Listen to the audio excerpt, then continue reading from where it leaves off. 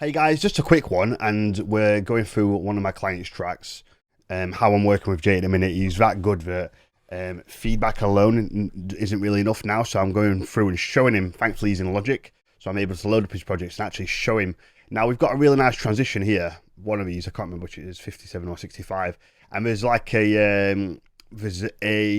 what I'm looking for. There's a fill, and I just feel that we can get the fill a bit clearer. So I'm going to show you guys how to clean up your transitions. Now I've no idea what I'm going to do because I've not done it yet, but let's have a listen. I think it's this one, and I'll show you how, as I said, to clean up your transitions.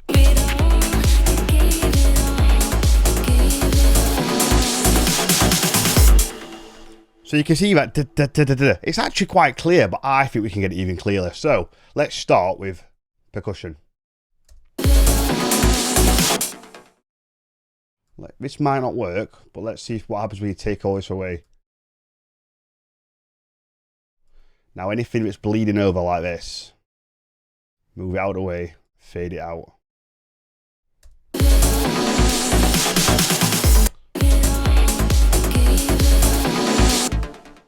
Now a little bit of a, very simple little bit of a, what's the word I'm looking for? Of filtering could help your transitions move a little bit. So we'll go to filter one. I think it's frequency. Yeah.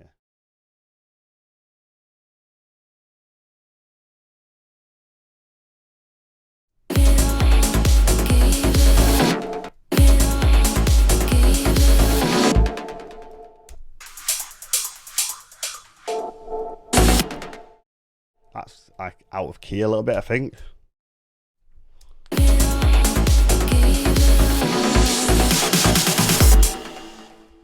Cool, so let's keep going.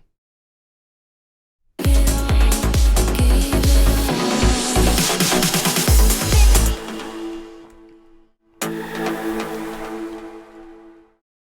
can definitely pull them back.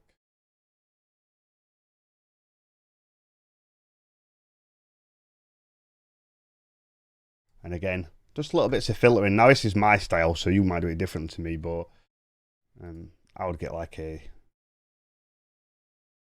always make sure I limit to the last thing. Get a volcano.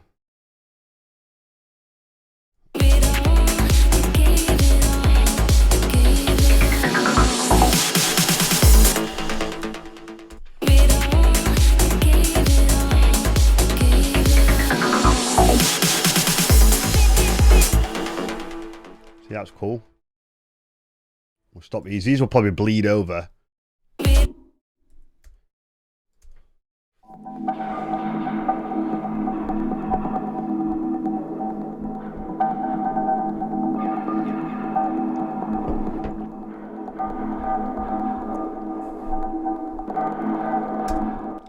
Yeah, I thought as much. So let's get a gain on there. I'm just going to fade them out a little bit.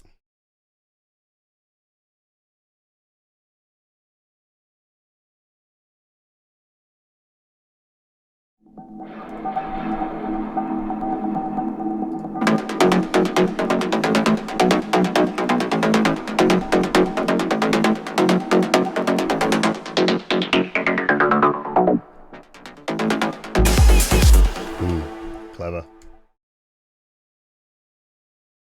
Right, let's get rid of these.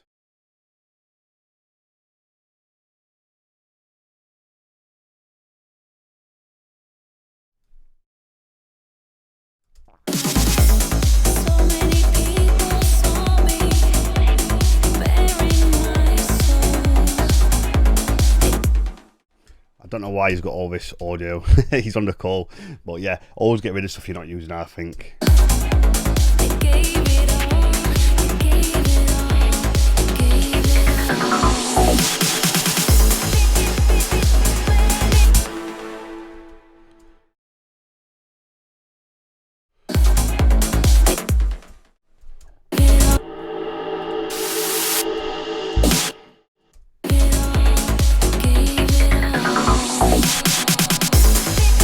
Oh my god, so much better.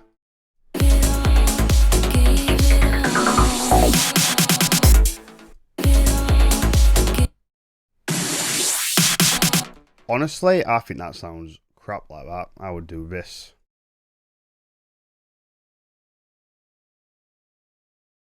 Now, if you're doing a transition and you're leading up to a fill or something, change your reversers so they go up to that fill, not up to the actual bar where it normally would. So that way you get this effect.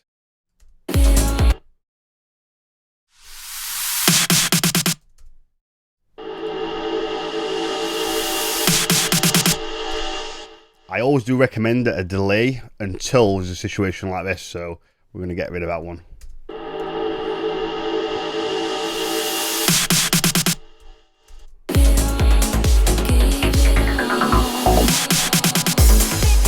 Oh my god. Hallelujah. So now, you might be thinking, well, Adam, that doesn't sound much different to me. Well, believe you me, it sounds a hell of a lot of difference. But you've got to remember, when it comes to small changes in music, it's all about diminishing returns. So what might seem small to someone, and I always use that stupid analogy that if my mum walked in a room and I was like, Mum, listen to how different this sounds. I don't know why I say my mum, I don't live with my mum. But she'd be like, well, it doesn't sound any different. But to a professional producer, that is a hell of a lot different. It's so much cleaner now. So remember, as you get better at production, the changes and the improvements are smaller. And as I said, it's diminishing returns. But yeah, much cleaner. I've not had to attenuate any reverbs or anything like that.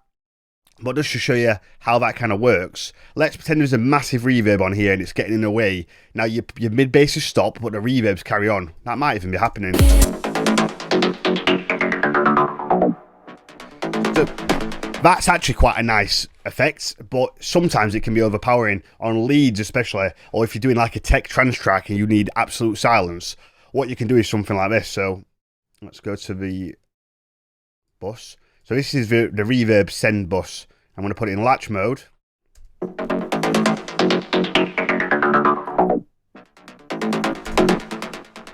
So what I've done is just turn the reverb off in that transition by using my latch mode on the send and return. Oh,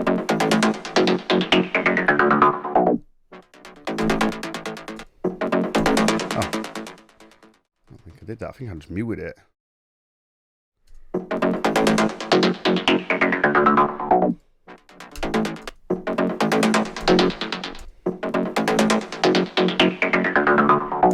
Let's take that back.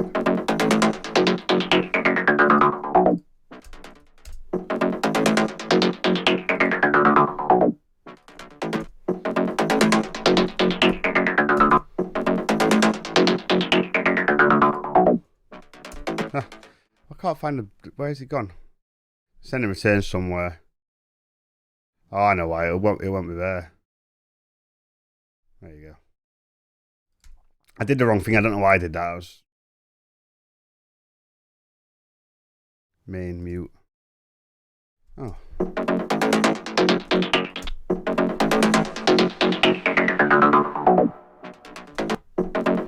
There you go. What I meant to do was this.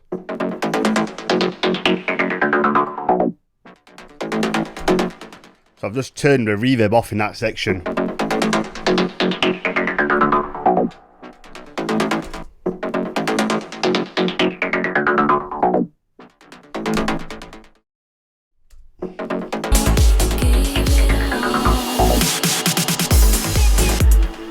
As I said, I quite like that reverb bleeding over because it's very subtle.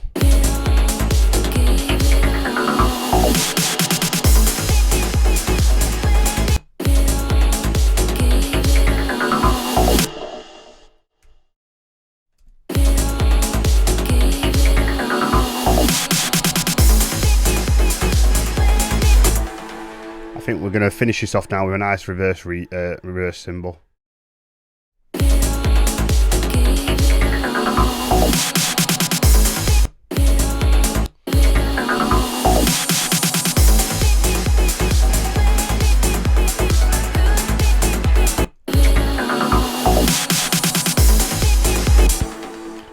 Absolutely splendid. So yeah, much better. Something quite simple, but if you apply this to all your transitions, you will instantly become a better producer. Thanks for watching. If you'd like more tutorials like this, sign up to my 12-month development course. You get as many hours as you pay for, plus an insane package, a development course, mentorship, and 450 hours Plus, you know, that's getting bigger every single day as I record videos like this. So yeah, drop me a line, tutorials@adamellisdj.com, and I offer a 1 month trial. If you don't like the trial, you get your money back. So you've got nothing to lose and everything to gain. Cheers, guys. One more time, tutorials@adamellisdj.com.